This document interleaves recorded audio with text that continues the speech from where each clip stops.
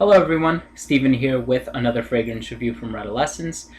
Today we will be tackling the House of Kerosene, and the fragrance under review for today is Copper Skies.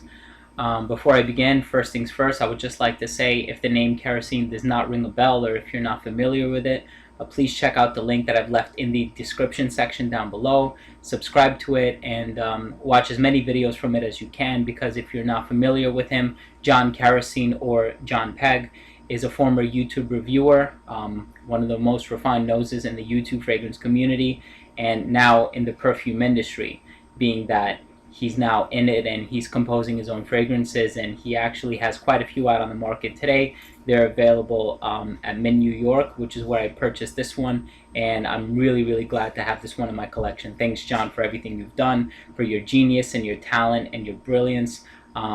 Good luck to you in everything you do in all your future endeavors. So keep it up and keep up the great work.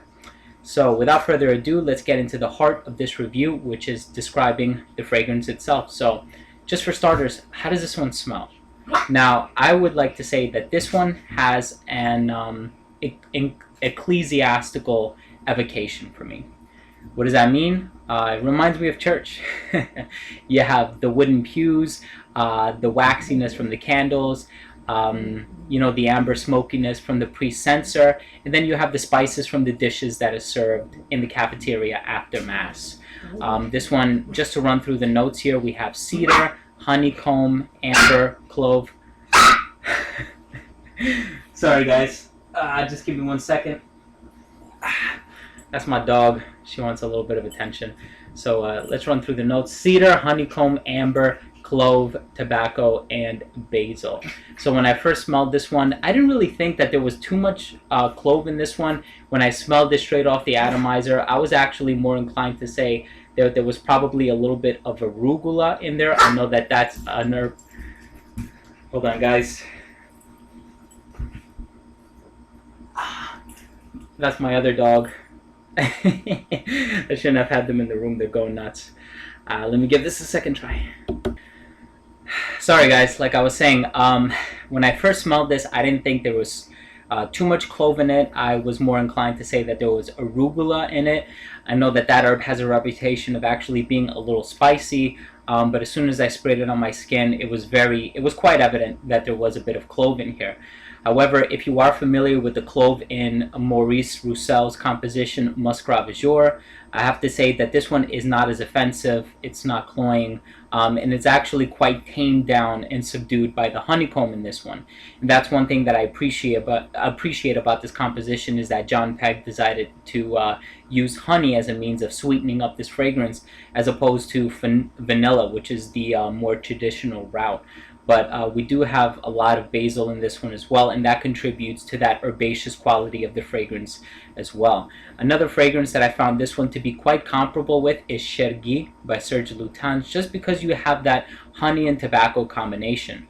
At the same time, I think there are quite distinct differences between the two, and I'll get a little more into that when we talk about the versatility of the fragrance.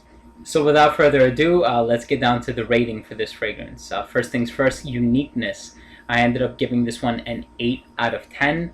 This is a very nice amber-based fragrance. I get a very resinous type of feel with this one. Some people have even called it medicinal. I think it is quite resinous. The amber is very sweet, and I also get a spicy sweetness. There may be cinnamon in this one. It's not necessarily read in the note listing on Mint New York or Fragrantica.com, but I am picking up a little bit of cinnamon. I'm also picking up a lot of coffee, and there's probably a lot of musk in the base as well. Not quite sure on that one, so please don't quote me, but that's what I'm picking up. So uniqueness, 8 out of 10.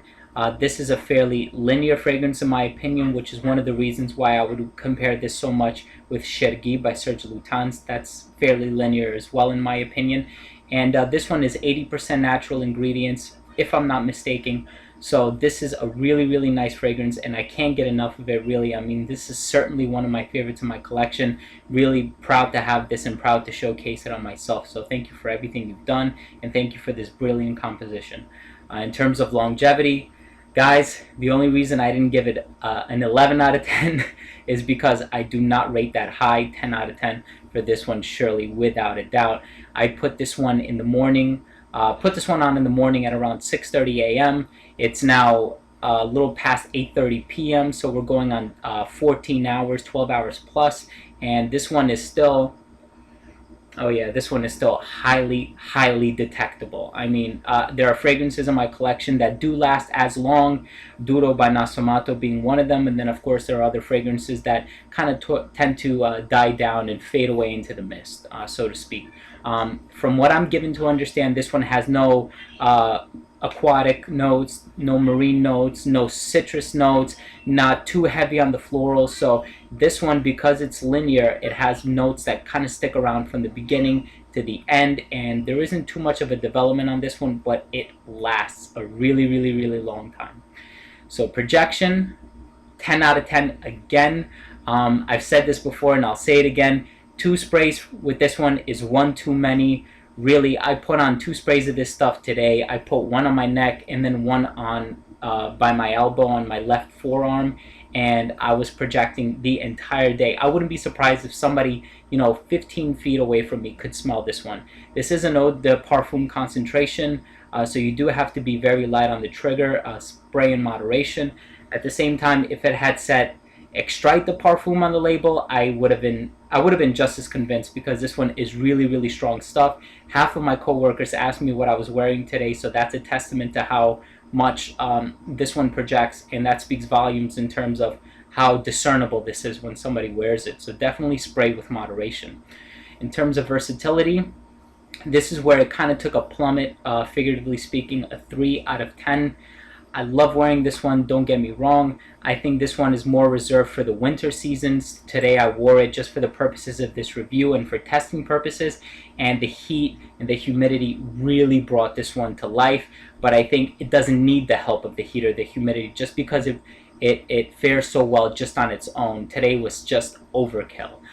So definitely reserve this for the winter season, which is great as well, because I don't want to wear this so much where it feels like I'm spoiling myself with it. And I really do love this smell, so I would consider spoiling myself with it. So to only wear it 3 months out of the year, I think that would suit this one a lot better.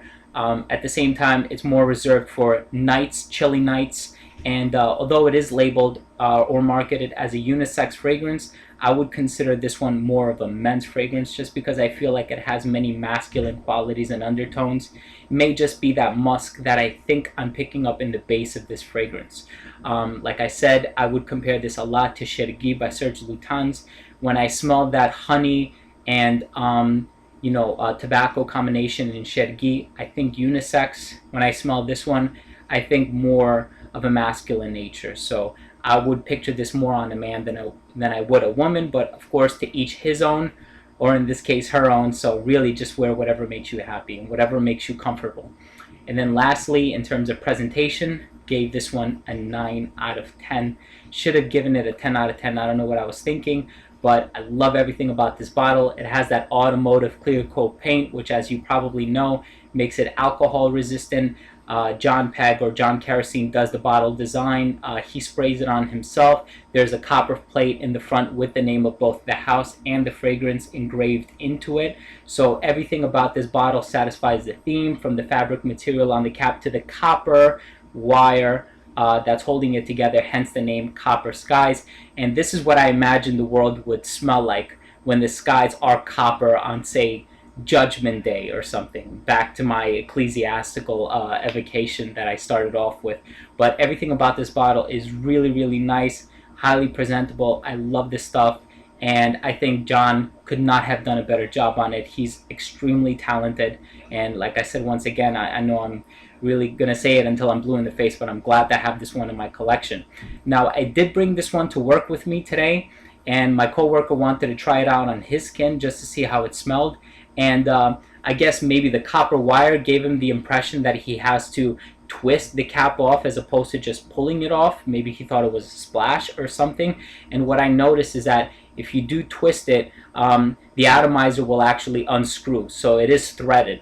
And that caused a little bit of the juice to spill out. But once again, the finish on it is alcohol resistant. The beautiful, metallic, lustrous finish is alcohol resistant, so that was no concern for me at all. Like I said, Should have given it a 10 out of 10. I give it a 9 out of 10. And then that brings this fragrance to an overall mark of 40 out of 50. So I have to ask, question of the day. If you own this fragrance, is this your favorite fragrance in the Kerosene line or part of the Kerosene house? Or would you go with something like Whips and Roses, Rude Elements, or Creature? At the same time, could you compare this fragrance to Chergui by Serge Lutens, or even Maurice Roussel's composition Musk Ravageur by Frederic Malle? Let me know what you think by leaving a comment down below. Also, please, as always, don't forget to rate and subscribe. It would be greatly appreciated. This has been another fragrance review from Adolescence, and thanks for watching.